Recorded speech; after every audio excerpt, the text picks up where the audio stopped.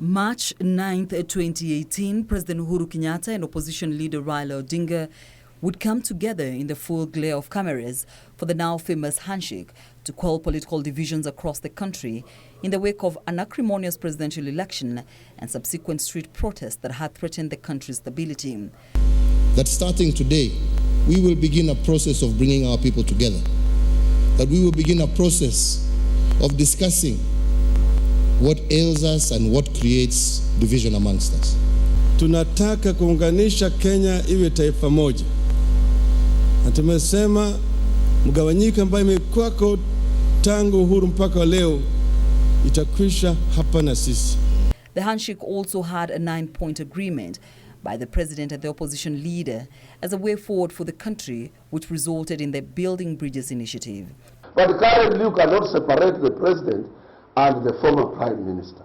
They have a memorandum of understanding on their handshake. So if you are a bright and a brilliant politician, you accept those changes and you time yourself as young as he is for the next onslaught. 2 years down the lane, new political bridges have cropped up. Others seems to have been broken, with former political foes turning into allies and political rivalries also rekindled. Handshake haijaunufaisha mkaaji wa Mount Kenya region. Since the handshake, our economy has deteriorated.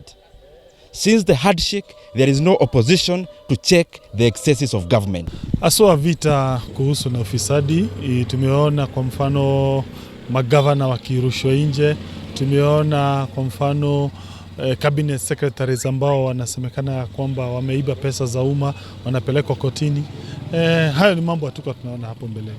The strained relations and simmering voices of discontent would engulf the ruling party Jubilee, and though this was often downplayed, the BBI rallies have offered the much-needed fodder for most observers to conclude that there isn't much jubilation in Jubilee. Wale watu walikuwa wanatupiga akina Orengo, sasa wao wameingia serikalini kwa nyumba yetu, sisi watoto wa serikali ni nje.